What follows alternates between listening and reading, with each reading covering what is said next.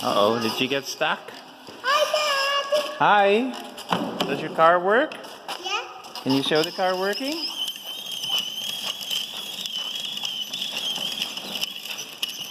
actually, mine is a truck. Okay.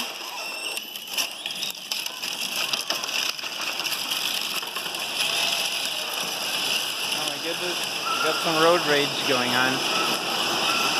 This is part 2 of the overhaul kit. Gasket for the plate, so that goes underneath the plate.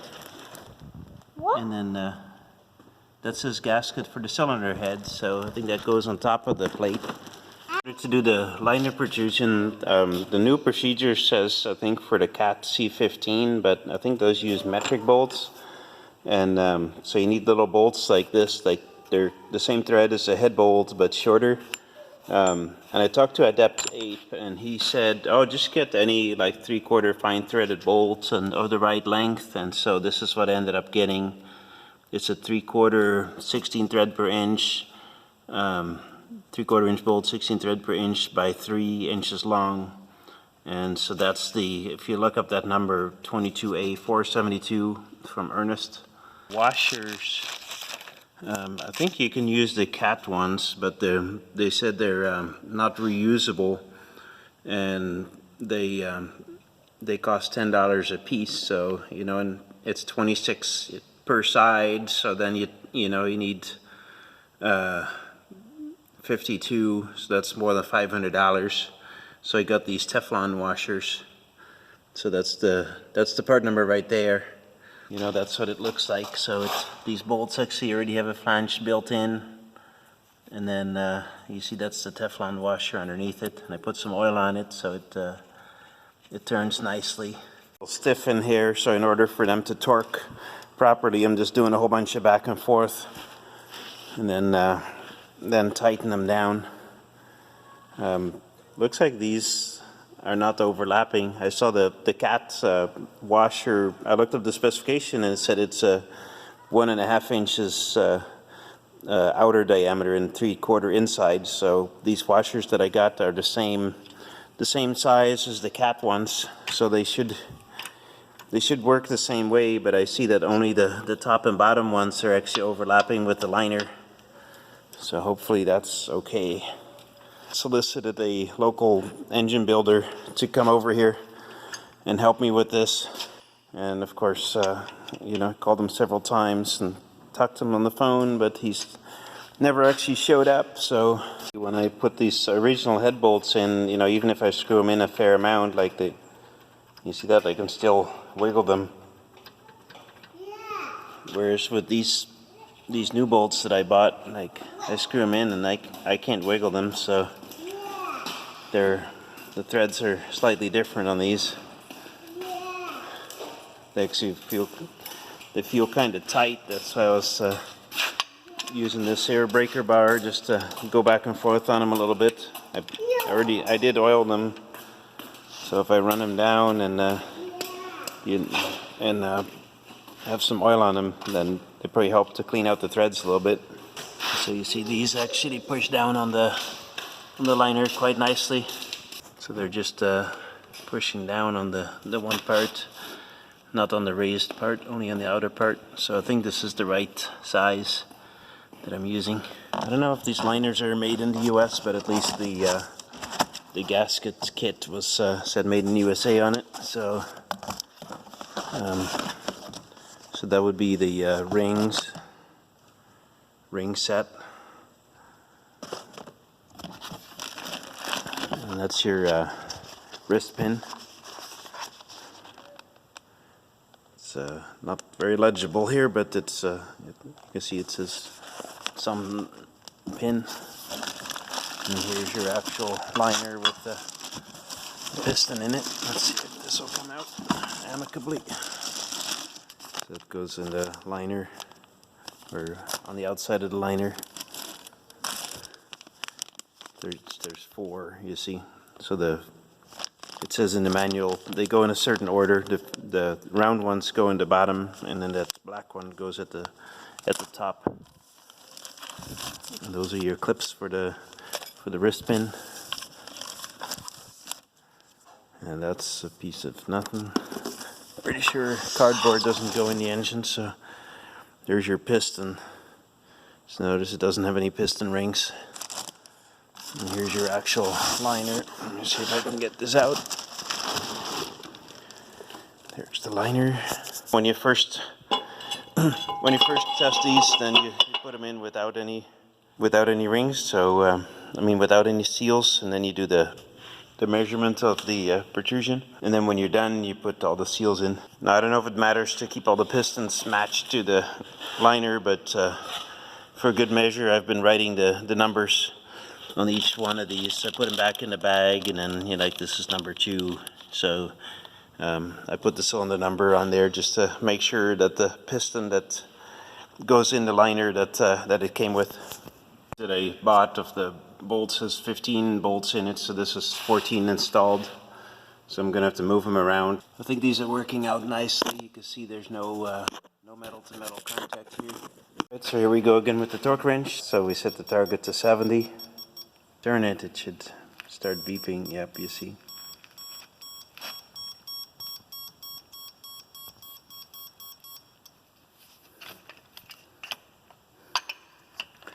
Probably should do it in a stage or two.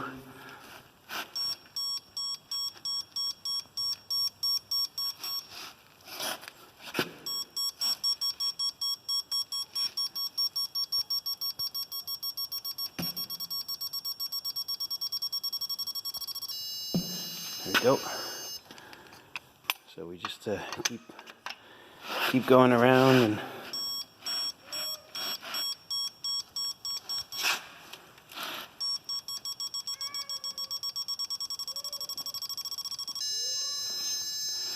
go. Well, we'll keep doing that and then we'll come back later. Teflon washers aren't any more reusable than the Cat ones, but yeah, the Teflon washers do this. They completely spread out when I torque them down. Yeah. And then I noticed something else here. You see that? My socket. I think it was already broken, but it's got a crack in it. So we got that situation. So Yeah. we'll have to get some. Yeah, is that right? Is my socket broken? Yeah. Oh, okay. Do you think I should order a new one? Yeah. Okay. Is Daddy very nice? Yeah. Okay. And how about Seth? Is Seth very nice? Hmm? Oh, you're not sure about that. Is Seth very nice? Hmm? Okay, I think that means yes. All right. Washers were stretching a little under the pressure. I thought, well, let me buy the more proper ones. So the 7K 1977, that's the Cat part number. But these are from IPD. They're like $4 a piece instead of 10. Now you tell me. These look remarkably similar, so I don't know if I just spend more money buying exactly the same thing, or maybe these IPD ones really are, a little bit different chemical composition, but just on the surface they seem like exactly the same thing as what I already had. I saw in other places they recommended not doing 70 foot-pounds, but more like 50.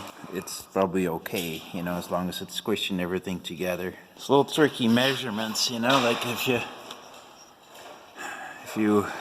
you touch it a little bit, it's easy to get 1 mil more or less, and even if you bump it, you can get it to rest in slightly different positions, right? You see here it reads 1 and here it reads 2, right? So, it's easy to be off by a mil or so, and then the way this thing works, I kind of have to slide it. So this one has a magnet that you can put on or off. So once you turn this to off, it'll release. It's a magnet base, and so I put it over on this side and measure, and then I slide it over on that side and measure. But you have to be really careful. I pretty much do every measurement 3, 4, 5 times. Go back and forth a bunch of times just to get exactly the right measurement.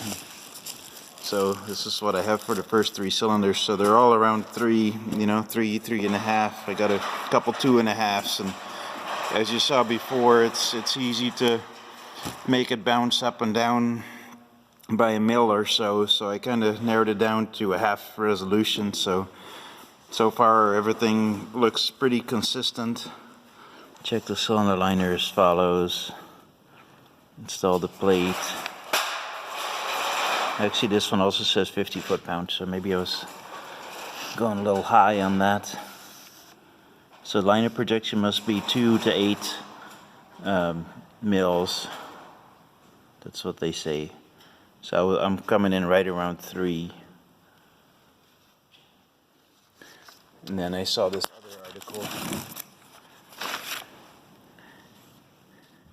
This one says not to go above 6. You see, so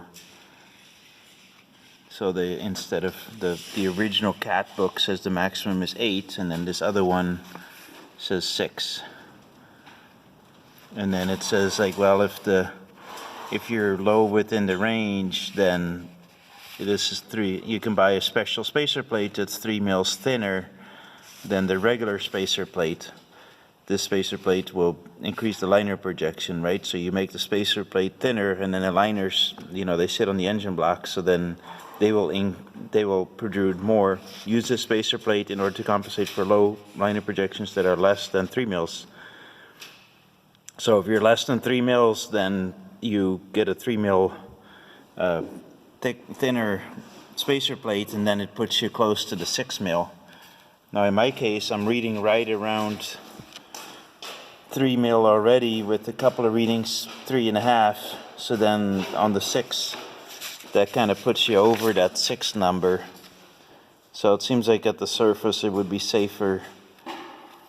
And see here, they actually say the limits are 1 through 6, which is liner projection 1 through 6 mils. Alright, so we're getting set up to do the next set of 3 cylinders. You got enough hardware to do 3 at a time. Done.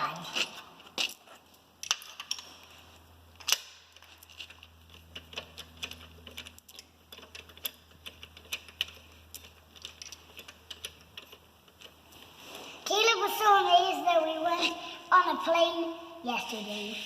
Yeah, I saw you racing over there to tell him. Did you tell him you steered a plane? Yes. He was like, is that true? And I told him, yes, we have proof. We have proof. We have a video of your hands on the control.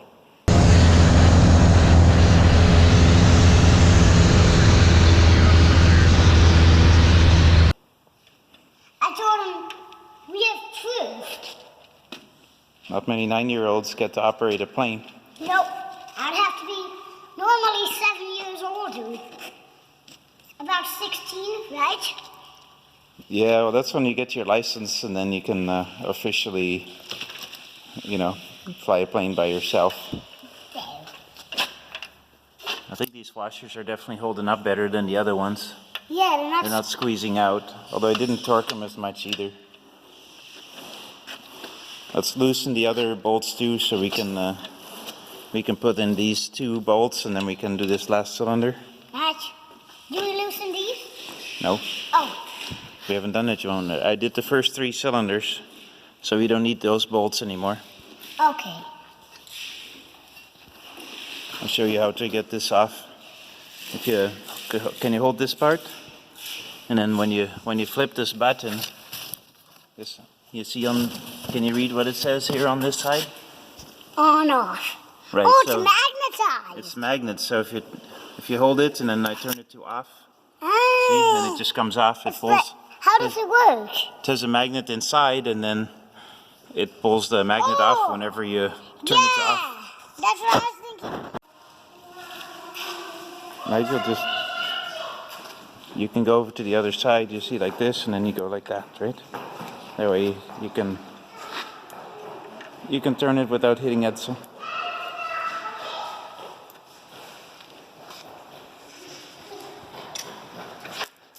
Alright, perfect. Tight. Yeah, just make it so that it's pushing on it, and then we'll come back with the torque wrench and Torque it down. torque it down accurately. I'll do this. Oh, right, yeah, I can just.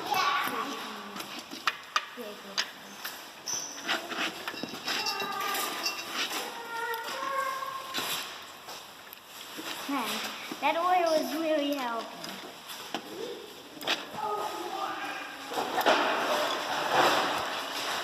Yeah, when you torque it, the point of it is to get a downward pressure that's accurate, right? So it's pushing down accurately.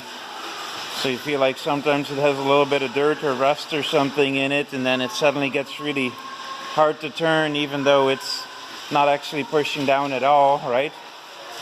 Yeah. So you don't want to have that situation. I think it's, yeah, it's starting to get tight. Okay. Like that? Yep. Can you do the one that Nigel's working on? Yeah. I'm gonna use it. I'm gonna tighten this one.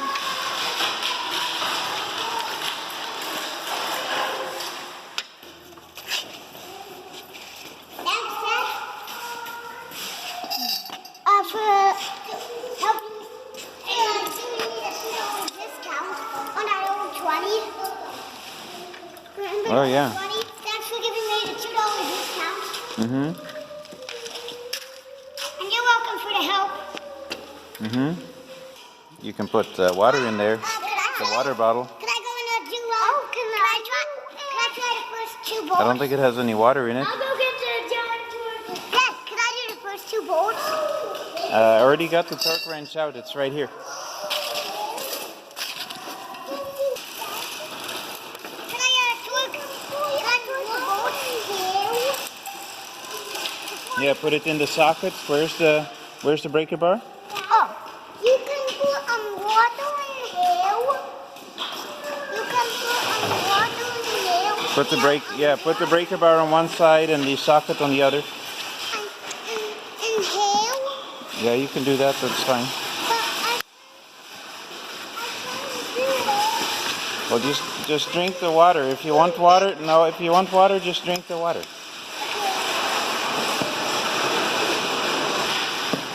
Where do you plug it in? On the left. Or is it right? It Okay. is right. Okay. Okay, Yeah, turn it on. Yeah. So calibrate. and then I think those on the left are already done, right? So we can do these up. yeah, these are all the ones that I just put in. These are already done. Okay, so wait, we have to target it to 40 foot pounds. Okay, there you go. So go to the next one. Oh, I thought I was gonna do it. Okay, fine. You do the next one then. I see what I did. But when you hear the beep, that means stop. When you hear the long, low beep, Like beep.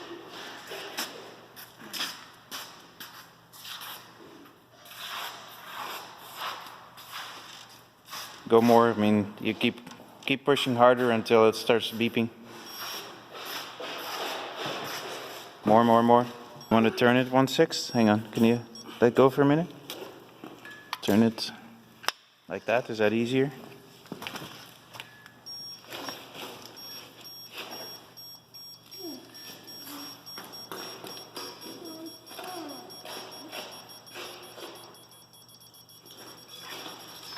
Okay, they're done.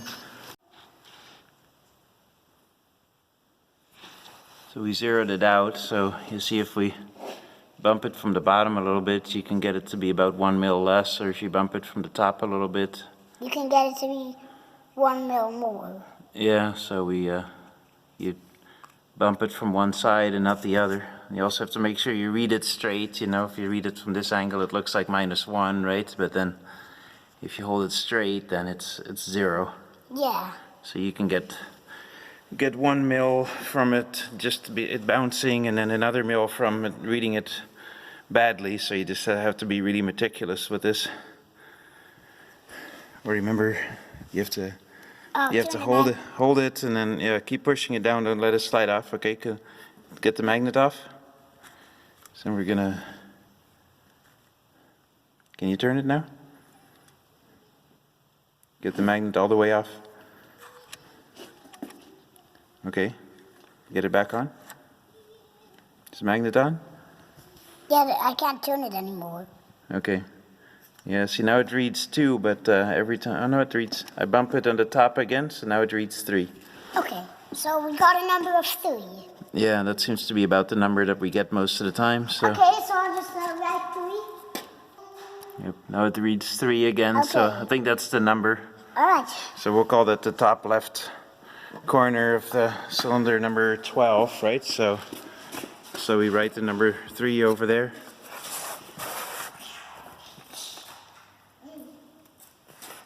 So it's been pretty consistent. All right, Yep. we'll keep doing that. I think we pretty much got all 3s. 3s, yeah. Some We 3.5. got this one 4 and finally changed it to 3.5 just after doing it a whole bunch of times. So they give you 2 mils difference per cylinder, so half or 1 is still within spec. Yeah, I don't know how, I checked this a couple times, 2.5. So I think that's still, That's still. you know, that's only half a mil less than the rest. So, all right, we'll keep going. All right.